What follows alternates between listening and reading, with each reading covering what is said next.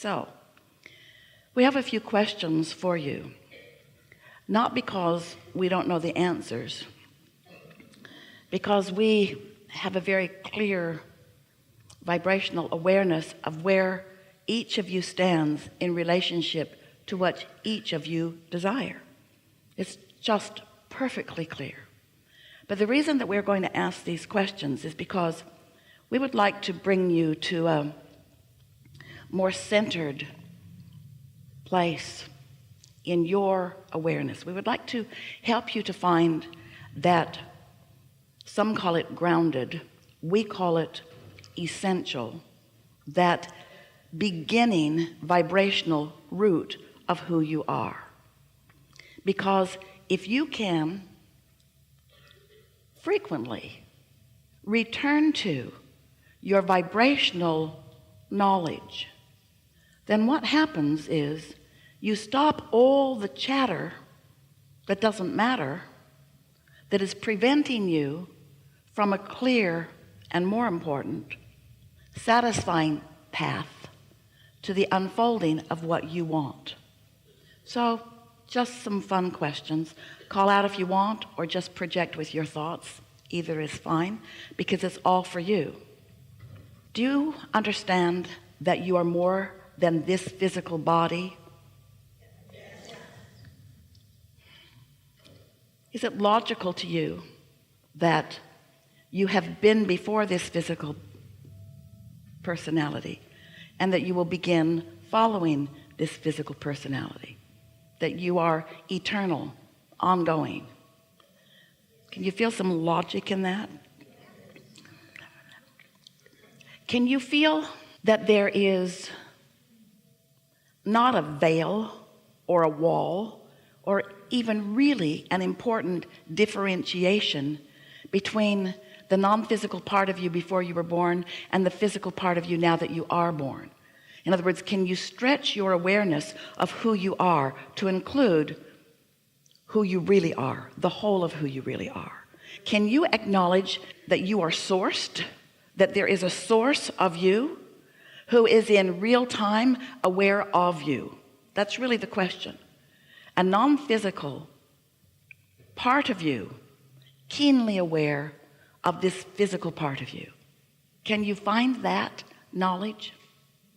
So that means, can you accept that while you are here in this physical body, a part of you, that another part of you remains non-physical, and that we are all weaving in and out and in and out and in and out in the ongoing expansion, evolution, and continual existence of that which we all are? In other words, for expansion, your part is so essential to the equation, and for stability, our part is so essential to the equation. And vibrationally speaking, we are really all one.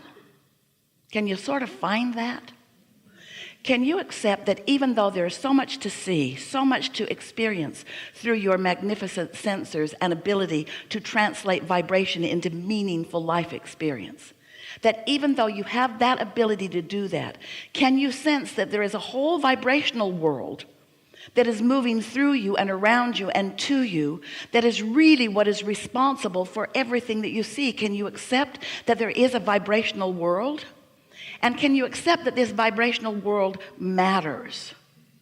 Can you accept that from that vibrational vantage point, your Earth continues to spin in its orbit in perfect proximity to other planets? And can you accept that that really is not something that any of you, no matter how wise you are, is really doing with your own physical mind? We're asking you, do you accept that there's more to this equation? And does it feel purposeful to you, or was it just sort of a lucky thing that turned out? A sort of random thing that just happened, and bam, perfection. We spin in our orbit, eon after eon after eon, in perfect proximity. How odd that must seem if you think it is random. But when you think about the purposeful existence of that which you are, and the importance of the continuing of that which you are, then can you see that the continuance of that which you are and we are, and that all that is really about new ideas calling energy forth into new time-space reality. Do you think that as you're here in this physical body, in this magnificent time and place, do you think that there's another realm somewhere else that is really more complete, more perfect, more finished, that you are striving to join? Yeah, we thought you might think that, but it's not like that. It's not like that. Instead, what's happening is this expansion that we all are is forward looking with you. That's why you matter so much to the equation. You're out here on this leading edge, having first-time exposure to first-time surroundings and first-time exposure to first-time experiences, and you're coming to personal conclusions about what you prefer within it. And as you do that, you're launching these vibrational rockets of desire, which are the reason for the expansion of the universe. One very, very quick question. I wake up in the morning, every morning, and there's songs in my head. Who is that? What is that? Where is it coming from? I mean, every single day, all day long, starting from when I wake up. Here's the answer to that, and you're all going to like it. You know how we talked about how when you have a desire, even if you are in a resistant mode, in other words, your desire is causing you pain, still your desire is alive and pulsating, and it's still being answered. And then a bird brings you a message because it's something that you can see with your eyes. It's hard to miss the fact that the bird's sitting where it shouldn't sit, or closer than it usually is, or has its attention on you and seems to be speaking something directly to you, even though you're trying to get it to go away. One day a bird was on the chimney of Esther's guest house, and her daughter was there, and her daughter was trying to get some work done that she didn't want to do. They were on vacation and she was working, and she was annoyed about it. And she actually went out and threw rocks at the bird. Just little pebbles. But the happy bird was just annoying to her. It was chirping right down the chimney. She just wanted it to go away. Sometimes you're not in the receptive mode, but it doesn't mean that the bird isn't there. The revelation is always there for you. It's the reception that you want to be aware of. And so when you are in the receptive mode, you remember earlier we were talking about how your inner being knows where you are in relationship to everything you want. And here's the answer to your question. And knows your path, because you're the one that puts all the resistance on the path. There's no other resistance. There's no other path than the path that you've created for yourself, and there's nobody else putting resistance on your path. You're putting it all on. So your inner being knows where you stand right now in relationship to everything you want. And further, your inner being knows what your path of least resistance is. And very often your inner being will offer the vibration that you translate into a song. Listen to it, pay attention to it, pay attention to the feeling of it most of all. And once you've got the feeling isolated, once you have calibrated yourself into the feeling of it, very often the thought that song means to you will come into your mind. That is a really wonderful vibration turning to a thought, and a thought turning to a thing. So it's a message then? Yeah. Oh. But I try to... But you see, this is the important thing. This is what we want you to hear. The messages are there all the time. The answer is, can you hear them? And the answer to that question is no, so I'm having to translate a damn song.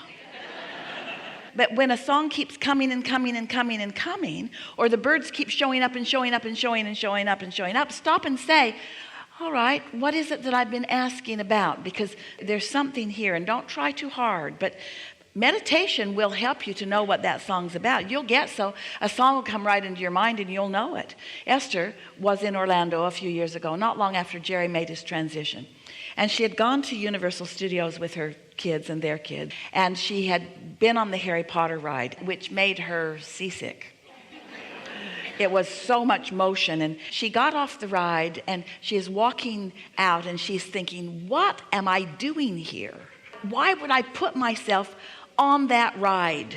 Where's my guidance system anyway, she's thinking. And then she heard a song, I'll be seeing you in all the old familiar places.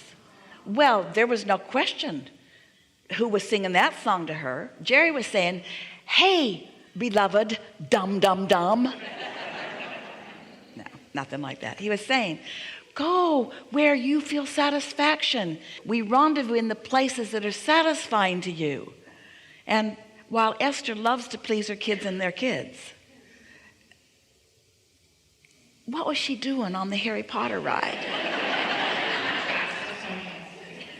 Well, it was trying to please somebody else and giving up her rendezvous with all the things that will meet her in all the old familiar places. In other words, the old familiar places is that alignment with source, meditation, the sound of the air conditioner. In other words, the old familiar places are home.